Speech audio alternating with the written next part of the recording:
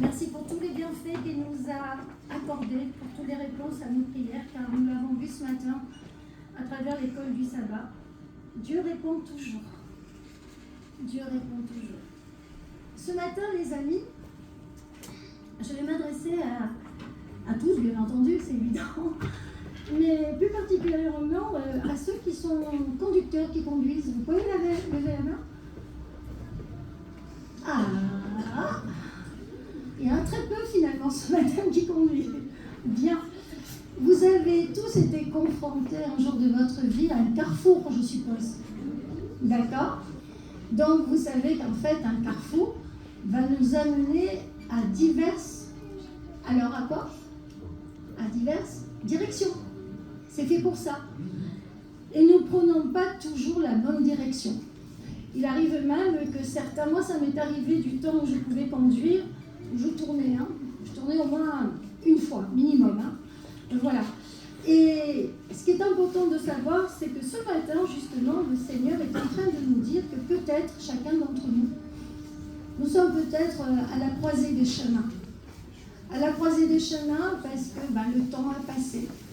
Pour les plus jeunes, ils n'en sont pas encore là. Ils sont dans le devenir, ils sont justement en train de découvrir ce qu'est le monde. Pour ceux qui ont le bonheur d'avoir leurs parents ici ce matin, alors les enfants, je m'adresse aussi particulièrement à vous. Vous avez été très attentifs tout à l'heure justement à ce partage de cette très belle histoire qu'on vous a racontée. Et ce matin, je m'adresse à vous également pour vous dire avant de débuter, soyez attentifs parce que ce que je vais dire, vous allez pouvoir le comprendre. En fait, ce qui est important, toi tu as demandé une amie tout à l'heure dans ta prière. Et tu as eu et le Seigneur a répondu à ta prière, tu as eu une amie, on est bien d'accord. Mais il y a des prières secrètes. Des fois, on n'ose pas dire ce pour lequel on prie. Mais le Seigneur sait toutes choses. Il sait ce dont nous avons besoin. Et c'est ça qui importe. Alors les enfants, vous êtes dans la découverte de la vie. Il y a les adolescents, alors là, c'est une autre époque. Là, vous avez quitté la petite enfance. Et là, vous êtes dans la découverte de justement ce que va devenir la vie d'adulte. Et la vie d'adulte va nous confronter pendant longtemps, tout ce temps que le Seigneur nous accorde, à des choix de vie.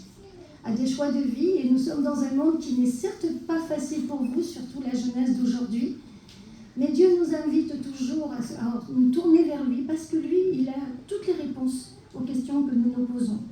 Et puis après, il y a la vie des plus anciens. Ça y est, je commence à en faire partie. Donc, on arrive à l'automne de sa vie. Il y en a qui ont dépassé l'automne. Ils ne sont pas encore dans l'hiver, mais ils ont dépassé l'automne. Et ça s'appelle l'expérience. Voilà, tout simplement. L'expérience de la vie. Et on regarde en arrière. Non, je ne suis pas nostalgique, mais je remercie le Seigneur de m'avoir permis d'arriver jusqu'à maintenant, puisque la semaine prochaine, j'aurai 75 ans, et je dis merci, merci, merci Seigneur. Mais la plus belle des rencontres que j'ai faites, en fait, c'est d'avoir rencontré le Seigneur. Et ça a changé ma vie, ça a vraiment changé ma vie. Et je lui suis tellement reconnaissante d'avoir été si patient avec moi, parce que vous verrez les jeunes, attention, la vie n'est pas toujours facile et puis on est dans des situations où on peut être tenté de faire certaines choses. Et malgré justement ce carrefour où est la bonne destination pour suivre le bon chemin, pour aller vers le Seigneur, des fois, on ne prend pas la bonne direction justement. Et ce matin, justement, tout ce partage que nous demande le Seigneur, c'est d'être attentif à ce qu'il veut nous demander ce matin. Il nous demande d'être disposés à le suivre. Alors, il y a une parabole que j'aime beaucoup et qui m'a toujours interpellée. C'est l'histoire du jeune homme riche. Ceux qui veulent suivre, donc c'est dans Marc, au chapitre 10. Et nous lirons justement jusqu'au verset 26. Donc pour ceux qui disent, je répète, vous savez peut-être, mais c'est affiché, c'est parfait. D'accord. Alors les enfants, soyez bien attentifs. Soyez bien attentifs. Parce que vous allez voir ce que Jésus va dire. Parce que quand on parle de parabole, les enfants, on parle de ce que Jésus a dit. Et Jésus, il a fait quelque chose d'extraordinaire.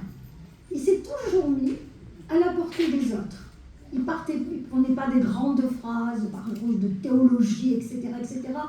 Il aurait pu le faire, il était le Dieu créateur. Mais il était revêtu d'humilité. Il était surtout là pour dire à l'autre qui se présentait devant lui qu'il était important à ses yeux. Et ce créateur qui a accepté de venir sur la terre pour nous sauver, il a été dans la douceur. Et vous savez, on parle souvent et on prie pour demander au Seigneur le fruit de l'esprit. Et vous connaissez le fruit de l'esprit. Mais ce qui est important, c'est à chacun d'entre nous ce matin, à moi-même, est-ce que nous l'appliquons réellement? Est-ce que nous sommes réellement revêtus justement de ce fruit de l'esprit? Alors, le fruit de l'esprit, je vais vous demander de le lire parce que c'est important, c'est dans Galates 5, de le lire. Vous savez, quand on lit, moi je me rappelle quand j'étais petite à l'école, on me disait toujours, si tu lis et si tu écris, tu imprimes davantage et donc tu t'en rappelles. Qui veut bien prendre Galates 5, s'il vous plaît? Alors là, on ne l'affiche pas, je vais vous faire travailler. Prenez Galates 5, le fruit de l'esprit, on le connaît par cœur, hein, mais je vous demande de prendre le temps, de le décortiquer. Allez-y, qui veut bien le faire? C'est donc chapitre 5 au verset 22. Mais le fruit de l'esprit est, qui c'est qui le dit?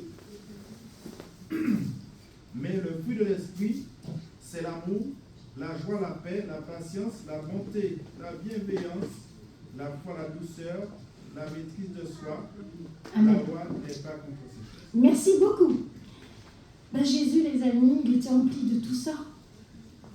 En fait, ça nous révèle le caractère de Jésus.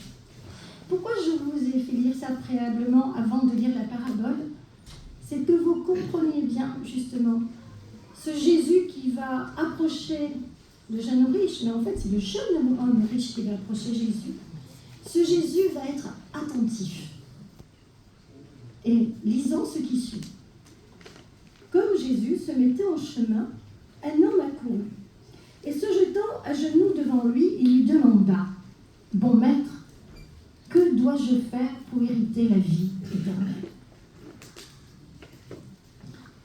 Ce monsieur, donc ce jeune homme riche, est juif. Il est juif et il fait partie de la tradition, de la loi. On est bien d'accord. Et vous allez voir pourquoi je souligne cela, parce qu'il va l'expliquer après. Jésus lui dit, « Pourquoi m'appelles-tu bon ? Personne n'est bon si ce n'est Dieu seul.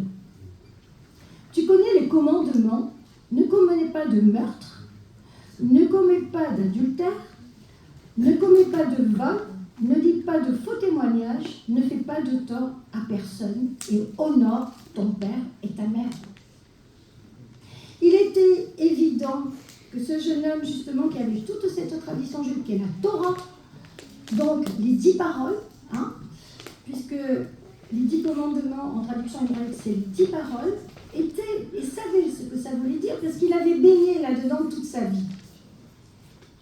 Il lui répondit, c'est Jésus qui répondit, « Maître, c'est lui qui répondit, « Maître, j'ai gardé tout cela dès ma jeunesse. » Comme vous ce matin, mes enfants, en venant ici régulièrement tous les sabbats matins. Alors c'est un jour magnifique, le sabbat. Alors j'étais très étonnée tout à l'heure, mais en même temps j'étais contente parce que vous êtes spontanés. Il y en a une qui a répondu le vendredi, qui était son jour favori. Il y en a une autre qui a répondu le jeudi, etc. Et je suis contente parce que je vous vois toutes sourire. Alors ça me fait vraiment plaisir. Mais c'est beau, mais c'est très beau parce que vous êtes spontanés et vous répondez avec votre vérité, avec ce que vous êtes. Moi, pendant longtemps, ça a été ça. Je vous rassure de suite. Hein. Quand j'étais petite, hein, j'avais des jours favoris. À l'époque, l'école, c'était pas le mercredi, quand on n'allait pas à l'école, c'était le jeudi. Pour ça, ça m'a fait sourire ce que tu as dit. C'était effectivement le jeudi. Alors, j'étais contente. J'allais plus à l'école, j'étais trop contente. Puis j'ai grandi. Et au fur et à mesure, c'était le jour, à cette époque-là, je veux dire, dans la tradition laïque ou catholique, c'était le dimanche. Donc on allait à la dimanche, etc., etc. Et c'était un jour favori. Et puis j'ai grandi, et puis Je me suis mariée, je suis devenue maman, et puis un beau jour, il s'est passé quelque chose d'extraordinaire, j'ai rencontré le Seigneur. Et je l'ai découvert particulièrement à travers un livre, les enfants, que je vous recommande particulièrement. Je pense que vos parents vous en ont déjà parlé, vos grands-parents, oncles, tantes, tout ça. Elle s'appelle la Bible. Et la Bible, c'est merveilleux. La Bible, c'est merveilleux parce qu'il y a toute l'histoire de Dieu, toute l'histoire de Jésus et tout l'amour qui vous porte. Et là, j'ai appris que Dieu, notre Père Créateur, nous aimait tellement, les amis. Alors, je ne sais pas si vous y avez pensé, vous y avez certainement pensé. Nous sommes là réunis ce matin parce que c'est le sabbat. Shabbat pour les Juifs. Et nous savons que ça fait partie justement des commandements de Dieu. Mes amis, je le disais ce matin dans l'école du sabbat, il y a quelque chose qui se passe qui est magnifique aujourd'hui. Je suis tellement reconnaissante à Dieu de ce qu'il a fait pour nous. Nous savons que c'est la commémoration de la création, certes, mais nous savons, que nous connaissons, parce que Dieu sait toutes choses, qu'il avait mis ce jour à part pour que nous pensions à lui, pour que nous pensions aussi aux autres.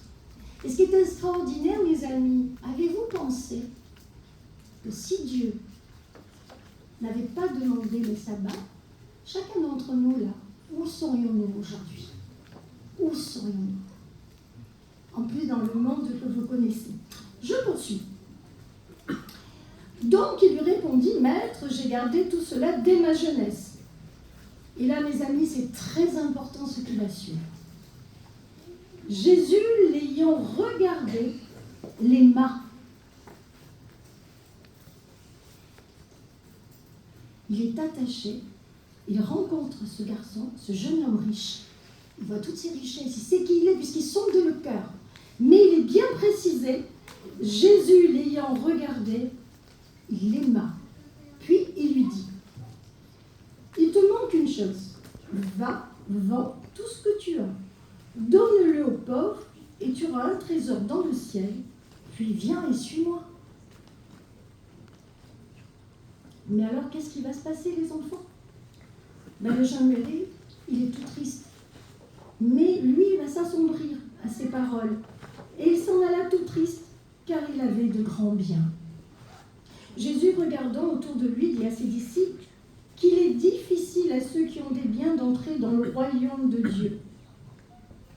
Les disciples étaient stupéfaits par ces paroles, et Jésus reprit et leur dit, « Mes enfants, qu'il est difficile d'entrer dans le royaume de Dieu, il est plus facile à un chameau. » Alors attention les enfants, je vous dis de suite, alors je ne sais pas si vous savez ce que c'est qu'une métaphore. En fait, une métaphore, c'est pour expliquer quelque chose qu'on ne comprend pas trop. Donc on va prendre quelque chose, une histoire, pour faire comprendre ce que, c'est compliqué ce que je dis ce matin, ce que l'autre n'arrive pas à déchiffrer.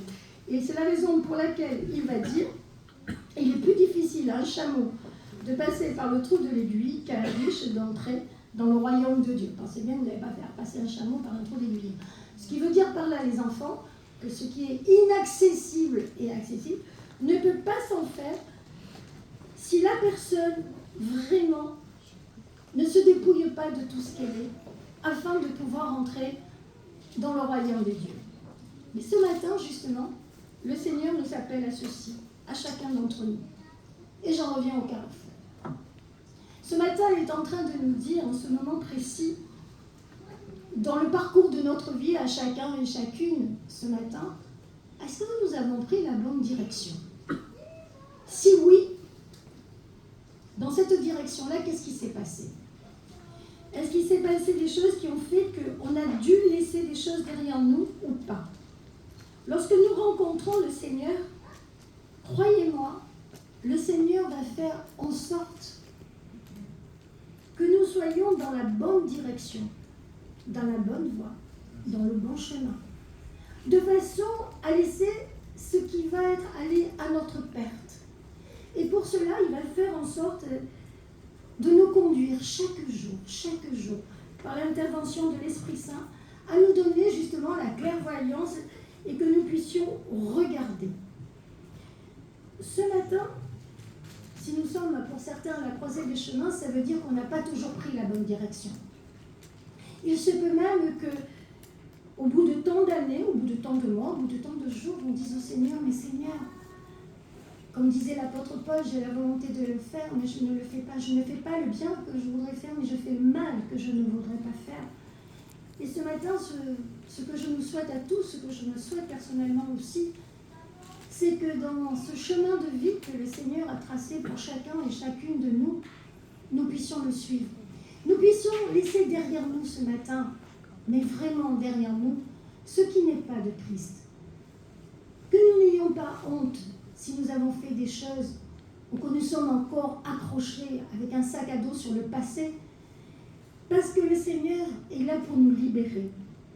J'aime beaucoup ce que l'apôtre Paul dit justement dans Philippiens au chapitre 3 et au verset 13, quand il va dire « poursuite de la perfection ». Je pense que chacun de nous, nous avons envie justement de rentrer dans cette perfection-là. Et voici ce qu'il nous dit, à partir du verset 12. « Ce n'est pas que j'ai déjà remporté le prix ou que j'ai déjà atteint la perfection. » Ça nous parle, je crois, à chacun et chacune d'entre nous. « Mais je poursuis ma course afin de le saisir pour moi aussi, puisque j'ai été saisi par Christ Jésus. » Et vous, mes amis, chacun d'entre nous, chacune d'entre nous ce matin, à un jour donné, hop, nous avons été saisis par Jésus-Christ. Et ça, c'est important. Il poursuit, c'est l'apôtre Paul. « Frères, pour moi-même, je n'estime pas encore avoir saisi le prix. Mais je fais une chose, oubliant ce qui est en arrière et tendant vers ce qui est en avant. » C'est ce que je vous disais préalablement. « Je cours vers le but pour obtenir le prix de la vocation céleste de Dieu en Christ Jésus. » L'adversaire, il va tout faire pour vous dire « Oui, tu t'es engagé avec le Seigneur, tu as dit dans tes prières, je ferai plus ci, je ferai plus ça, mais tu vois, allez, hop, tu tombes chaque jour. » Et ça épouse dans notre conscience. Il fait tout justement pour nous déstabiliser, pour nous décourager. Mais Dieu est plus fort que l'adversaire. N'oubliez jamais que Dieu a vaincu Satan à la croix et qu'il a triomphé. Étant donné qu'il a triomphé, les amis, à partir du moment où nous nous attachons, alors notre parole que j'aime beaucoup, c'est le cep et les serments. Ils sont comme ça, vous avez fait, ceux qui ont été dans des vignes ou vu comment ça se passe, le cep et les serments, il est comme ça, il est lié, et puis croyez-moi, il en faut, pour qu'on n'y arrive pas. Ils vont arriver avec des sécateurs, éventuellement les vignerons, mais on ne peut pas le détruire. Ils sont vraiment attachés. Ce que je nous souhaite à chacun et chacune d'entre nous ce matin, c'est que, semblable à cette vigne, nous soyons vraiment attachés au Christ et que nous restions toujours attachés à lui. Malgré les orages, malgré la pluie, malgré la chaleur, malgré tout ce qui se passe, ils sont toujours attachés. Soyons attachés malgré tous les tourments de la vie. Soyons attachés à Christ. Parce que croyez-moi les amis, nous serons plus que vainqueurs en Christ. L'apôtre Paul poursuit en disant « Nous tous donc qui sommes des hommes faits, ayons cette pensée, et sur quelques points vous avez une pensée différente, Dieu vous révélera aussi ce qu'il en est. » Des fois, ça a dû vous arriver, d'un coup, vous avez des pensées qui déplacent votre esprit et vous dites « Mais qu'est-ce qui m'arrive? Pourquoi j'ai pensé ça? Je ne comprends pas. » On peut avoir vécu ou vivre une scène qui nous a choqués, ou si on regarde de la télévision des choses qui nous font un peu peur. Mais des fois même pas. D'un coup, paf, il y a une pensée qui nous traverse notre esprit. Et là encore, c'est l'adversaire qui essaie de nous détourner. Ne soyez pas surpris. De suite, dites au Seigneur, Seigneur, interviens, que tes pensées soient mes pensées, afin que je sois toujours avec toi. L'apôtre dit également, seulement au point où nous sommes parvenus, avançons ensemble. Mes amis, nous avons besoin les uns des autres. Chacun d'entre nous qui sommes réunis ce matin, nous sommes ici pour venir rendre gloire au Seigneur, pour venir le remercier. Et vous savez que nous nous appelons également frères et sœurs, vous êtes d'accord? Donc, chacun d'entre nous, là, qui sommes là, nous devons être prévenants pour nos frères et sœurs. Nous devons être attentifs pour nos frères et sœurs. Nous sommes ce matin réunis en famille, la famille de Dieu. Et la famille de Dieu, c'est un grand privilège, les amis.